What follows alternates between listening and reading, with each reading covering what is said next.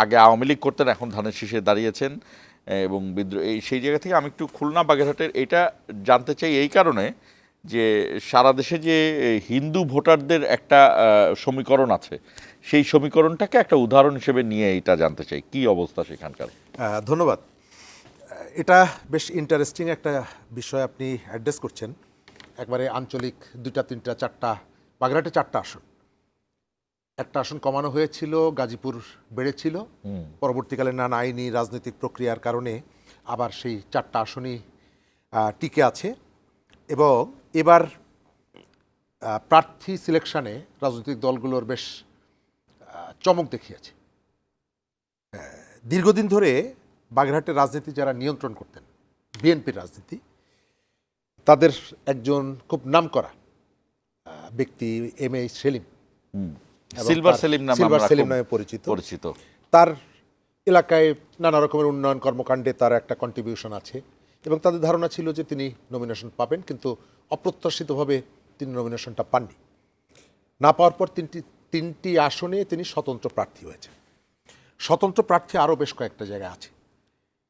স্বতন্ত্র প্রার্থী কেবলমাত্র, আমি এদের কথা বলছি না, ওভারঅল বলছি, স্বতন্ত্র প্রার্থীরা সবসময় যে আশাভঙ্গের কারণে দলের নমিনেশন না পাওয়ার কারণে দাঁড়ান তা না, কখনো কখনো প্রতিপক্ষের অস্ত্র হিসাবে ব্যবহৃত হন। প্রতিপক্ষ দাঁড় করিয়ে দেয় যে তুমি ওর ভোট কাটার জন্য মোটামুটি একটা গ্রাউন্ড তৈরি করে রাখবা এবং তার উপরে সবসময় একটা মানসিক চাপের মধ্যে রাখবা।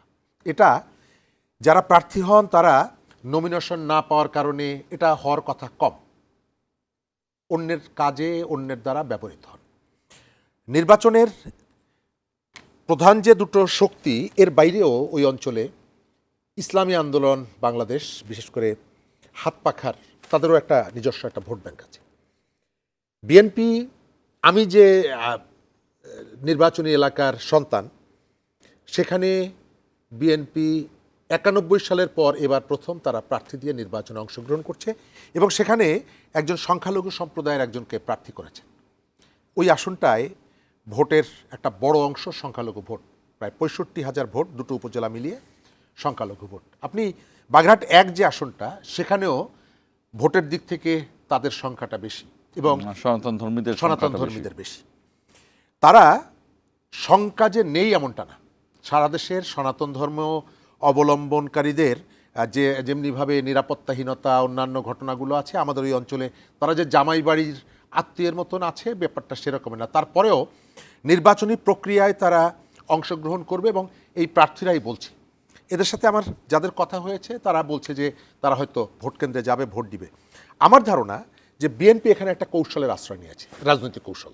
সেটি হলো যে এই জায়গাগুলোতে যেহেতু ধর্মীয় সংখ্যালঘুদের একটা ভোট ব্যাংক আছে এবং বিএনপি অনেক দিন ধরে এই ব্যাংকে প্রবেশ করতে পারছিল না এবং এই ব্যাংকগুলো আওয়ামী লীগের সহানুভূতিশীল থাকা বা তাদের বিপদ আপদে আওয়ামী লীগ এগিয়ে আসা অথবা নানা কারণে আওয়ামী লীগের প্রতি তাদের সাথে একটা সংযোগটা ছিল।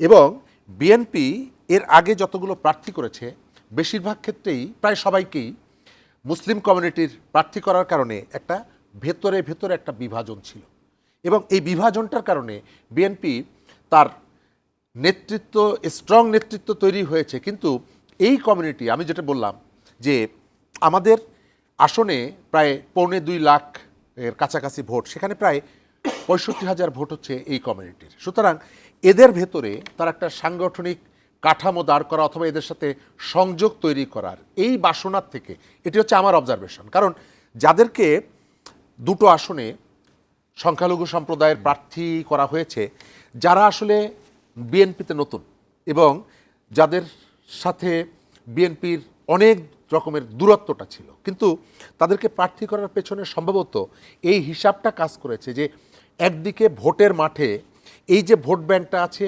সেটাকে একটা শক্তির দিক হিসাবে, সহানুভূতিশীল ভোট হিসাবে তারা তাদের কাছে নিয়ে আসার চেষ্টা। দ্বিতীয়ত, এই কমিউনিটির মধ্যে বিএনপির একটা সাংগঠনিক ভিত্তি এবং একটা এই লিডারশিপকে ব্যবহার করে একটা ভিত্তি তৈরি করা, সম্ভবত এই ইকুয়েশন থেকে, এই ভাবনা থেকে তারা প্রার্থী সিলেক্ট করেছে।